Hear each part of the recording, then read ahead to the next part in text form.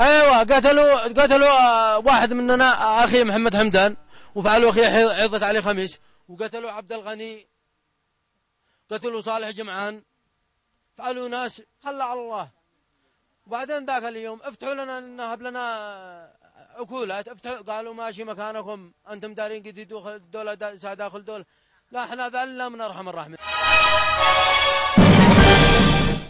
معاناتي يعني والجميع ما هو معاناتي الحالية، لأن الناس عانوا كلهم كاملا، حتى اللي باقين في البلاد هم معانين من هذا الشيء، ولكن ما صبر أن كل واحد ينزح من ما يملك. ذا باع بقره وذا باع غنمه وذا باع مواشيه، وكل واحد هرب، وكله هرب من الحرب. لا إما أنك معنا أوك علينا. من الذي بيقولوا لك؟ الحوثيين. يا إما أنك معنا يا إما علينا، القط لك واحدة من الثنتين. هذا خلاص. هذه وهذه كانت كلها الصحون وتنور غاز واسطوانات عندي قاعدة. عرفت كيف؟ من المتمردين. بنزل القذيفة من الجهة اليمانية. وليس من الجهة الشرقية، لأنها جاءت من الجهة اليمانية.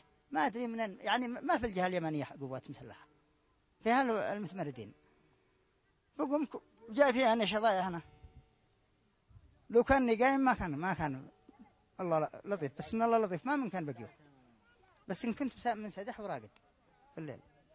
أقوم الدوات كان مخرب، وحالة الدنيا حالة وحالة الناس حالة. أن الأكثر من الناس هربوا وسجأ دبانه وما معه، وكل حتى أكلوه وتغذيته وما معه إلا ما أعطاه الله. كل السبب كلهم من الحوثة، ردوني ما خلوني لا أبيع ولا أشتري ولا أقعد بالسوق. ليش؟ ماني دار. إيش ما يشتوا. قالوا ما بيساعدون النسوان يخرجون السوق، ولا يتقضون ولا يغدون ولا يجين. متمردين والله العظيم إنهم شعتروا بنا وخلونا بهذلونا بكل بلاد ولا خلونا نعيش. هياها. أنا أجي لك بدليل واضح، يعني الدولة مش عاجزة، كانت قادرة ما تدعمنا وتدعم غيرنا، صح؟ نعم. ولكن يعني نحن نعرف يعني من سيادة الأخ الرئيس المشير علي عبد الله صالح حفظه الله رئيس الجمهورية والقائد الأعلى للقوات المسلحة، كان ما يشتهي إراقة الدماء ولا يشتهي الحرب. نعم. فربما أن نكون كنا احنا الضحية يعني نتيجة هذا نعم. فلكن حاول مع هؤلاء الناس ما ينفع معهم إلا القوة. نعم. ما بش فايدة.